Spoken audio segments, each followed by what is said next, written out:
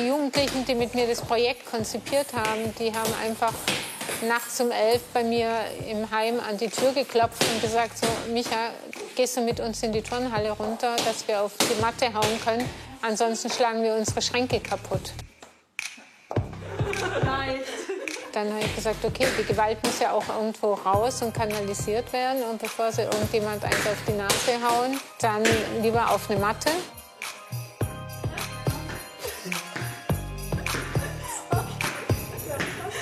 Das Aggressionspotenzial der Jugendlichen, das Michaela Schubert als Erzieherin im Kinderheim erlebte, brachte sie auf die Idee. 2015 gründete sie das Projekt Boxt euch durch München.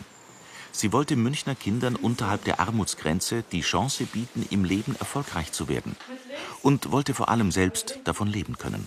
Das hat nicht geklappt.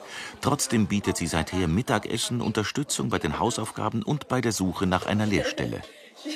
2015 hat mir dann bis 5.000 € in die Hand gedrückt, also ganz klein. Und dann kam der Flüchtlingsstrom und schwuppdiwupp hatte ich halt Anfragen dann von der Mittelschule.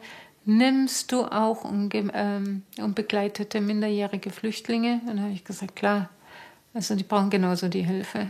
Und dann habe ich mit 5 angefangen, die aus 5 verschiedenen Nationalitäten zusammengewürfelt waren. Keiner konnte Deutsch und es hat so gut funktioniert. Das Geheimnis ihres Erfolgs? Sie ist auf Augenhöhe mit den Jugendlichen. Farbe, Herkunft oder Religion interessieren sie nicht. Wichtig ist ihr ein respektvoller menschlicher Umgang, den ihre Jugendlichen übernehmen. Und wie erlebt sie die unbegleiteten Minderjährigen in der Gruppe? Sehr, sehr positiv, weil die mit einer extremen Dankbarkeit bei mir immer herkommen und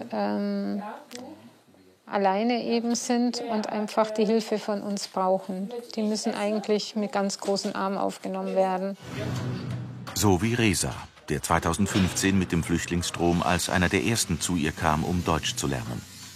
14 war der Junge und hatte ein Jahr Flucht durch 8 Länder hinter sich.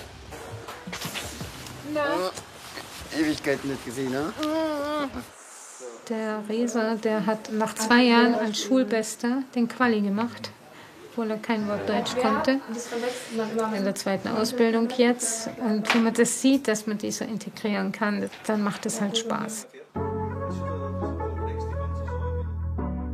Eine erste Auszeichnung für ihr Engagement erhielt Michaela damals schon. Von Angela Merkel persönlich. Im Juli 2023 wurde der 56-Jährigen sogar der Bayerische Verdienstorden verliehen. Endlich bekam sie mit ihrem Projekt die verdiente Anerkennung. Davor so, was ist denn das für eine Freizeitgestaltung, nebenher so ein Projekt zu machen? Also irgendwie, warum tun sie sich das an? Also es hilft schon, den zu haben, sagen wir mal. Aber es kommt halt leider nichts. Mich hätte es halt gefreut, dass sie mal gesagt hätten, was brauchen Sie, wo können wir Sie unterstützen? Dann hätte ich sagen können, könnt ihr uns bitte Räume besorgen? Wir haben keine Räume, wir ziehen alle 2 Jahre wie Nomaden irgendwie durch die Gegend und gehen irgendwie in Büroräume, also Zwischennutzung, bis das Haus abgerissen wird. Ursprünglich hatte sie gedacht, dass sie pro Kind und Monat wenigstens 30 € Essensgeld bekommen würde. Doch nicht mal dafür gab es Geld von der Stadt München. Ohne private Spenden und die Hilfe der Ehrenamtlichen, so wie Sophie und Maja, die hier ein Schulpraktikum machen, müsste Michaela ihre Kinder heimschicken. Aber hätte ich die Münchner Tafel zum Beispiel nicht, die uns das Essen gibt, einmal in der Woche, wenn ich das alles zusammenzählen würde, was an Salat und Gemüse und so von dort kommt, das ist schon krass. Die Armen unterstützen die Armen. Am Anfang wurde ihr prophezeit, dass sie nicht länger als 2 Jahre durchhalten würde. Inzwischen sind es 8. Was treibt sie an? Ich glaube, aus Liebe zu den Menschen. Also egal wen. Und bei mir sind es halt einfach die Jugendlichen, denen man einfach unter die Arme greifen will. Weil ich hätte mir manchmal gewünscht, dass man mir unter die Arme mehr gegriffen hätte, wo meine Kinder klein waren. Und das hat nicht irgendwie so ganz funktioniert. Und dann versucht man es halt besser zu machen. Sie selbst erlebte als Kind ihre glücklichste Zeit bei den Großeltern am Bodensee und im Kinderheim. Aus der Zeit gibt es kaum Fotos. Mein Opa, meine Großmutter waren die wichtigsten Menschen, glaube ich, in meiner Kindheit. Die Großmutter arbeitete im Krieg als Krankenschwester im Lazarett, hat viele Leben gerettet und damit auch Michaelas Lebensweg geprägt. Ihre Eltern waren getrennt. Sie lebte mit ihrer Schwester bei der alkoholkranken Mutter. Und da war immer so das, was mir immer am meisten in Erinnerung bleibt, nachts aus dem Bett aussteigen und zu sagen, zu hören, ja, du gehst jetzt zur Tankstelle, da war ich 7, und gehst durch den Schnee und holst mal einen Schnaps. Und da gab es halt dann Jägermeister. Deswegen, ich kann bis heute keinen Jägermeister sehen. Das ist für mich immer noch nach wie vor das Schlimmste irgendwie, dass in den Schränken keine Spielzeuge waren, sondern leere Jägermeisterflaschen. Und dann kam eben die schöne Zeit im Kinderheim und das war dann wirklich die heile Welt schlechthin.